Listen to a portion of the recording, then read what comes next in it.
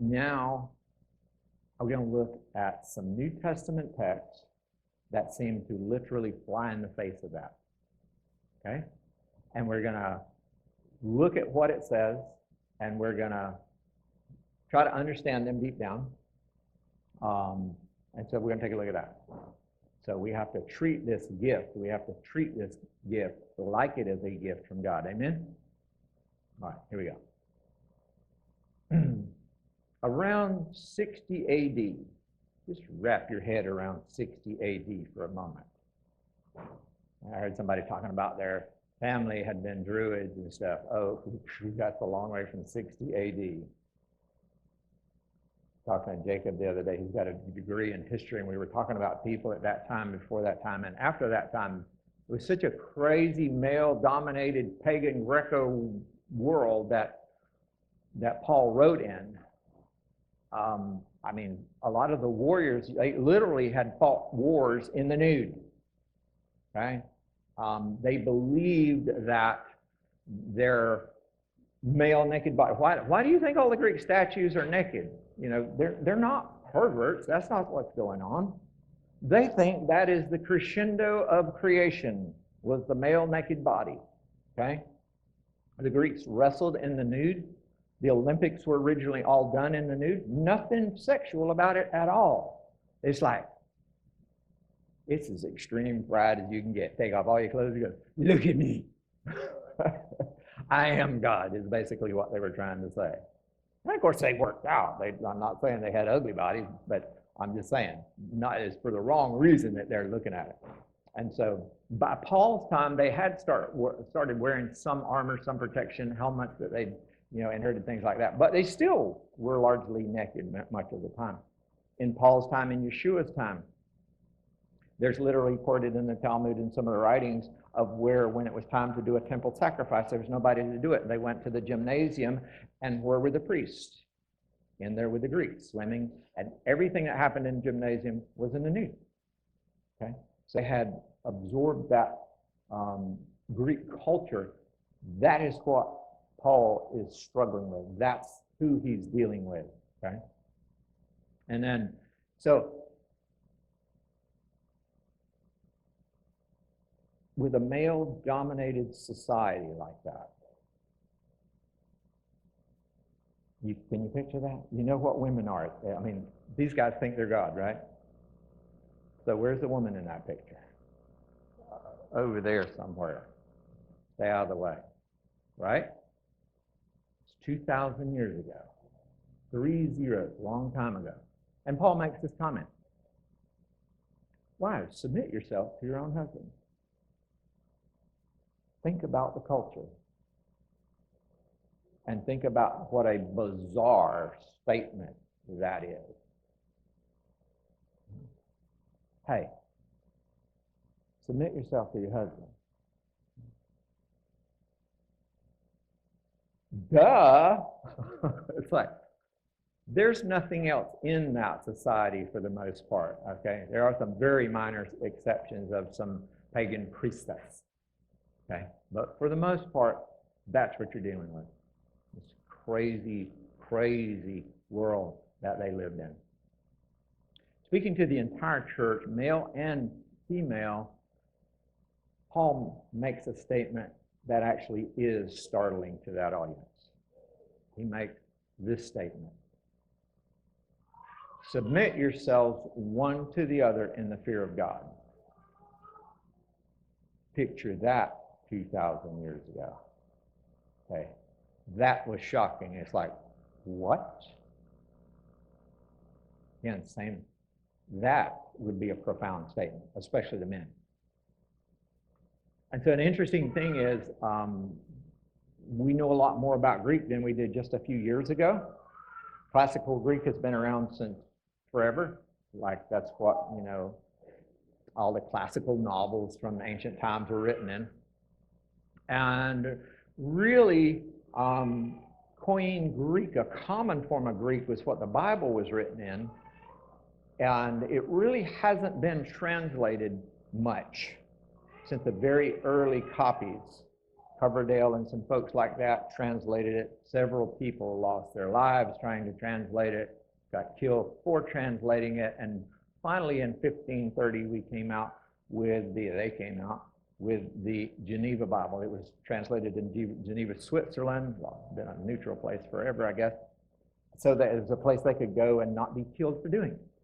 And it was updated in 1560. And what's interesting about that is our King James Bible that everybody's familiar with admits, and I've read it, I've got copies of it, they admit that they essentially copied the Geneva Bible. They didn't translate that much. In fact, the direct quote is, "It's not our goal to make a new translation," i.e. we're copying it, but it's to make a good translation better, i.e. basically get the footnotes out of the center margin. That's what the King of England had a problem with. They had put a bunch of footnotes in there that basically said, these guys are the problem. And so, but today, as you know, in a lot of congregations and denominations, to contradict or argue with the King James is tantamount to sacrilege. And it's the same thing with translations. If you go translating a Bible and it veers too much from the King James, it's going to get thrown out just on that. And so what happens is the errors of ancient times, when they didn't even have the tools we have today, get passed on. And it gets passed on to their Christian culture, and that became our norm. We don't question it. And so we're going to take a look at some of it now, because we do have a lot of archaeology has been done in the last 40, 50 years, and we understand the Koine Greek like never before. This is here's an example. This is a letter. Let me back up. I'm fixing to read this letter. It's written around 200 BC by King Ptolemy II. Now, does he have authority? He's got authority. He's the king. So he has, in this letter, in the story in this letter, he has Jewish dinner guests there, and he's the king. He's invited them there. And he asks them, he says, how can I, when I'm traveling around, how can I gain favor with the people that I meet? How can I get in good with these other peoples that I meet on the road? And because the king, he's going to travel throughout his empire and maybe even into another empire, but mostly in his own empire. He's not like, people meet me. I don't want them to be at war with me. I basically don't want any rebellion. How can I do that? Okay, here's what they said. They said, by being fair and appearing to be lowly around your guests. Okay, we understand that. God accepts, they say, and there's some more here, but he said basically, God accepts the humble, and humans love those who are willing to be submissive. We understand that concept of God loving the humble, and we love the humble too. We don't like arrogant and proud. Okay, and so humans love those who are willing to be submissive. And the Greek word there is hypotasso. Okay? Hypotasso is that word. Now, here's the thing. Is he operating from his authority? He has authority. Is he operating from authority? No, he's actually humbling himself. Okay? And so it's interesting because that's one of the forms of the word. In Greek, there's actually 3 forms of that word. And it's called a voice, like how it's being used, and it can completely change the meaning. But basically when it's used here, it's not meant to submit to authority. It means yielding. He actually has authority, and he's yielding that authority to foster a good relationships. And what Paul talks about in Ephesians chapter 5 very much is to yield whatever authority in order to yield relationships in Christian love and with the brethren or in the family. And we talked about that. And so it has basically the same meaning. So they're telling the king to submit his royal authority. Oh, this is the question. Are they telling the king to submit his royal authority or bow down to another authority? No, they're not telling him to bow down to anything. So, but rather by yielding to the guests, again, he can foster a good relationship. And here's where that comes from if you want to look it up. Ephesians 5, walk in love, even as Messiah also loved you and gave himself up for us. So that's the principle that of others. This is in the beginning of chapter 5, and you're going to see that principle, that verb, love, is the guiding principle, that's the guiding verb throughout this entire conversation. Basically, we should walk in love. Messiah walked in love, gave himself for us. So what are we supposed to do? Giving thanks to all time, all the way down to verse 20. Now what's interesting is I jumped there because there's 15 verses where he tells them what not to do. And obviously they were doing a lot of stuff. You go back and read it, you go, oh my goodness, I mean, it's everything. And understanding that culture, help you understand that. So again, so he's telling us here by 20, he says, giving thanks always concerning all things in the name of the Lord Yeshua HaMashiach, to God and even the Father, subjecting yourselves to one another. Why? Because they have authority over you? No. In the reverence of Messiah, because you love Messiah and he humbled himself to us. We are to humble ourselves to the brethren, right? One to another. And so how does Yeshua, if we look at what he did, he's comparing Messiah to us, and Messiah was giving and sacrificing and submitting, or better word, I believe, would be yielding, okay, and giving himself willingly, again, not power or authority, but really out of honor of the relationship, or honor and relationship, which is exactly what King Ptolemy was talking about. And then we have this verse, husband, and this is another profound verse. Remember I told you, the culture, you got your head wrapped around it. Husbands, love your wives, even as Messiah also loved the assembly and gave himself up for it. Same theme, right? Same exact theme that he opened the conversation with. Except that, I mean, again, you have no idea how this goes against the culture. First of all, it's putting men and women on the same level, and it does it in an interesting way. It puts them in an it's based on an inextricable love relationship with Yeshua the Messiah and with each other. The word there for love is not just a regular word for love. There's multiple words for love in Greek. You want to guess what this one is? Agape, God's love. Husbands, agape your wives. Now, what's interesting is this is a culture where infidelity was like a national sport. I mean, when you wrap your head around what he's telling them, and he just went, like I say, with 15 verses of stop it, stop it, stop it, stop it, stop it, and do this instead. That's what he's telling us, do this instead. Even as Messiah agape the assembly and gave himself. So that's the theme. What is the theme? And it's just like the previous one we looked at. It's giving of ourselves, loving your wives, agape, like God loves, like Messiah loves, being like Messiah, giving yourself as he gave himself. Okay? Now there's the word head there in this conversation. I'm not going to go into that. Christy did a great teaching on that at Halakat Chaim. If y'all missed that, it's online. You can see it at Torblog, Torboat. And so go there and watch that. That's an important word too, because all these words go together. And it's really important to understand what they meant then in order to be able to understand what they mean today. Okay? Wives, be subject to your own husbands as to the Lord. Okay? What does that mean? It's the same thing. It's that subjecting, yielding yourselves to your husband, not that he's going to beat you up. You're not the lady that I described laying in the corner there 2,000 years ago, or 1,800 years ago. So it's the agape love we're looking at. Even so, husbands, key word here, even so. Scholars point this out all the time. Like, you do realize that in Greek, the even so is critical, because it's saying do this and even so you do that. But they actually, Paul's being very tactful saying it that way, instead of word for word the way he said the previous one. Even so, husbands ought to agape their own wives as their own bodies. Now do you understand why he said as their own bodies? These guys love their bodies. I mean, you go to one of the gyms today and you see these guys in front of the mirror. They ain't got nothing on these guys. These guys, I mean, literally run around town naked. Like, look at me, I'm a beast. These guys absolutely love their body. This is a radical thought. This is a radical statement. Agape your wives as your own body. He who agapes his own wife, agapes himself. Why?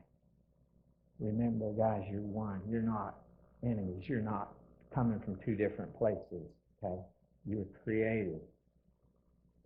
For man never hated his own flesh, but nourishes and cherishes it, even as the Lord does the assembly. So again, he goes back to that whole theme of this is based on who we are in Messiah. You see what the pagan world's doing out there. I've already told you 15 verses to stop that. Okay? And he, addresses their escapades directly for the most part, pretty blunt. But he said, look, remember who you are. You're in Messiah. Look how he loved us. Look what he did for us. Do that to one another. Do that for one another. Here's a question. What is it that women need? Y'all know what women need. What do women need? They need love. What do men need? They want respect. Does God know that? Does Paul know that? This looks like he does. I trust this is inspired by God to say this. Nevertheless, each of you must love agape, that godly love, his own wife as himself. Seriously, in a Greek guy's mind, that's mind-blowing, just that statement. Even as his own self, which you probably can't even. And let the wife see that she respects her husband. You really don't have to bring me flowers. But I appreciate being appreciated. I appreciate being recognized. That's what we think. I want flowers. Make me sneeze. Okay. And then this. After all that foundation, let me get there. Wives, be subject to your own husbands as to the Lord. For the husband is the head of the wife, and like I say, Christy's dealt with that word on the video, as Christ also is the head of the assembly, being himself the Savior of the body. But as the assembly is subject to Messiah, so let wives also be to their own husbands in everything. Did he just go a totally different way? Or is it something else? Now, I love to call Paul the Torah teacher, and I do that to help us get rid of our Roman Western mishmash mindset that we've got. And I heard some teacher in the Middle East call it an American mindset, quite honestly, the way we look at the Bible, because we're looking at it from a very Western perspective. And so here's the question. What verse is Paul the Torah teacher in the Torah expounding on here when he says that? What theme? If head is authority, as God gave man authority over the woman instead of them being one. All right, so where's the Torah's principle? Where's the verse? What's fascinating about this to me, if you bring this up to somebody in Israel, I don't even know what you're talking about. This is like, what are you? This is literally, they'll say, that's a Christian problem. That's not in the Torah. That's not in the Tanakh. You need to go deal with that. It's not. There's not a single verse in the Torah that deals with it. So I'm like, that honestly is what made me like, okay, hold up, park the brake, pull the air thing up, let's look at this. I drove too long. I did. I still park my truck every now and then. Okay, so again, so we have this theme of love and respect based on love of Messiah and imitating his love for us in a relationship with our spouse, right? Well, if that's literally what it's talking about, that should be in the Torah also. If it's literally this love and respect based on Messiah and imitating his love for us and that we're one, where is it? There it is. Genesis 2:24. Therefore, a man shall leave his father and mother, join with his wife, and they become back to creation, back to the garden, back to one. Okay. So we've seen this word submit in this context actually means yield out of love. It's not yielding out of authority. And the big difference between those two, for example, and I'm going to show you how to distinguish them in a minute. If you yield out of authority, or you're told to do that and you don't do it, or you're supposed to do it, there's consequences. If I come to a yield sign that says yield and I don't yield and I smash somebody in the face, there's consequences. That's authority. It's just a sign, but it represents the government, the whole government, okay? And so, but if I'm yielding not out of authority but out of love, and I fail to do it, it might affect my relationship, but there's really no consequences. If I do yield, it improves my relationship usually, and that's what King Ptolemy was talking about. Hey, that's what I need to do. The Jews are telling me, you need to learn to yield, okay, and to foster your relationship. We need to learn to yield to foster our relationship, okay, and especially our marriage relationship. And so it's Yahweh's way of taking us back to when it was very good, when it was one, okay? It is just a caveat here. It is totally fine. It is totally good. And I recommend in marriage counseling, before people get married, that you need to sit down and have a conversation about who's going to do what. Because every now and then somebody will figure out that, like, I don't want to do that. And like, well, I don't either. So I say, it's time to yield. It's like, maybe we got to split this. So there's nothing wrong with how you do it. However you decide to do it is fine, because that in itself is commendable. That is part of being one, is that we need to find out what our talents are and how we're going to do it and how we can best get along and help each other. And so my side job might be a chef somewhere. It's like, I take care of the kitchen. Okay. Actually, I'll make a mess in the kitchen. But yeah, figure it out. There's nothing wrong with that. This is not a command of what to do. This is telling us how to get along with each other. That's what it is. He's telling how to foster relationships with each other and with God, right? Are you getting that? This is not a command. And so how we apply this is going to be unique in every situation. Absolutely. I did this. I think I already did this. I did. The Greek word for subject or submission is hupo. It's easy for me to say. I got my tongue in a knot trying to say it earlier, because it's different than the word I showed you earlier. So this is the actual word. This isn't word for yield. Hupoiko. Is that how to say it?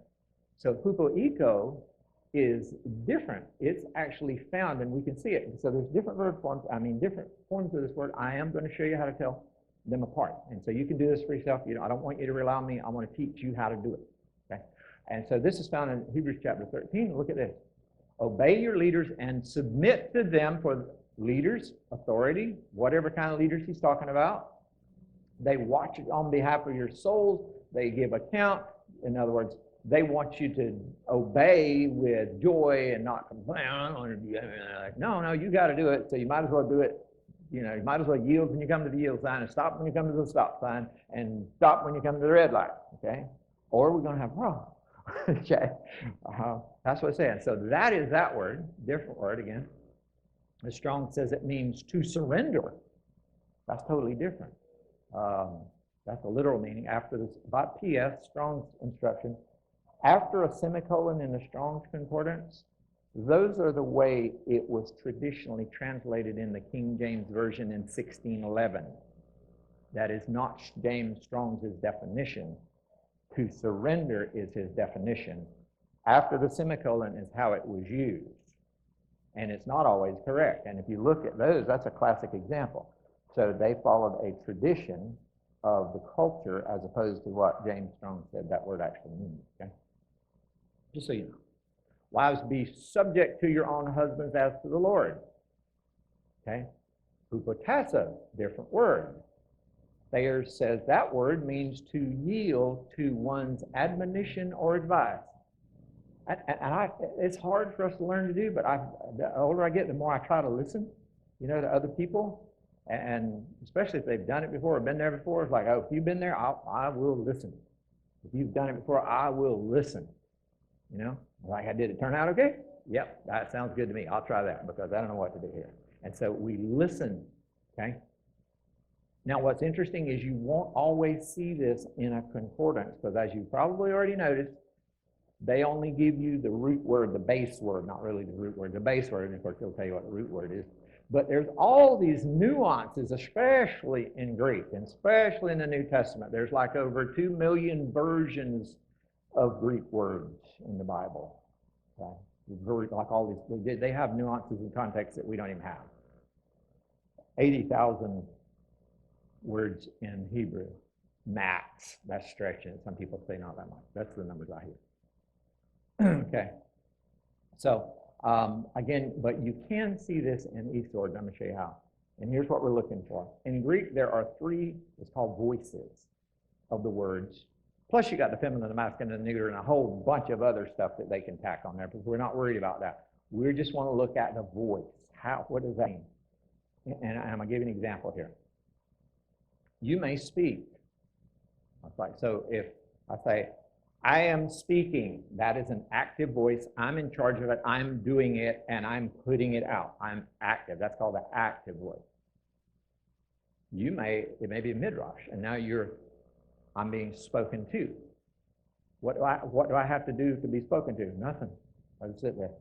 So that's passive. I don't have to do anything. Y'all are talking to me. Okay, passive voice. And then there's one where I don't know what I should do. I'm just thinking about that's the middle voice. I can speak to my own self, right? And so those are the 3 forms. And so when we put these various words in these forms, as you can see, the word speak here means something totally, totally different. And so to submit or to yield means something totally, totally different, depending basically on where it's originating. Am I submitting, or am I submitting because of you? Or is it somewhere in the middle? It's really, I just submitted because that's the easy thing to do right at this moment. Okay, here's some examples. Let me give you some. Hebrew 2:5. For it was not the angels that God subjected to the world to come. I left the 2 out of there somehow. So that's subjected. God subjected something, right? It's like, boom, that's serious. That's active. They have no choice in that, right? Y'all see that? No choice. Wives, submit to your husband as is fitting to the Lord. Do you hear the choice in that right there? What is it the Lord would like? How do I relate to him? That's middle. And that's a choice. And these choices are for good. When we're making choices, they're hopefully all for good, the way Paul uses them anyway, because they're for a relationship, they're for our spiritual relationship as well as our physical relationship, okay? Ephesians 5:21, submitting one to another out of what? Reverence for Messiah. There's choice there. You hear it out of reverence for Messiah. Not because of power, not because of authority, because I love God. Yeshua, if you love me, keep my commandments. That's what we're talking about, okay? So it's passive, it's a choice to yield for good. So there you have just kind of some examples of those words. Wives, be subject to your own husbands as to the Lord, okay? And so does Yeshua require that we submit to him? I submit, different use of the word, I submit that we never lose choice. There are a lot of churches, most churches, in fact, teach that we lose choice along the way. We never lose choice. I can't find it in the Bible. Okay. Here's another. This is the middle voice. We choose to yield ourselves to Yeshua out of our love for him. Okay? Make sense? So it's not hard. It really isn't. It does make sense in the overall concept. Likewise, wives choose to yield themselves out of love for their husband. All right? Same kind of thing. There's no mistake in the original and the Greek and all. It's just because they didn't, and even in the English translations, they did not have access to Koine Greek early on, and these subtle nuances are not used in the English, and so it just didn't come through when they were using classical Greek to translate it, and very heavily the culture that they were used to. the position that women held in 1560, 1530, 1611.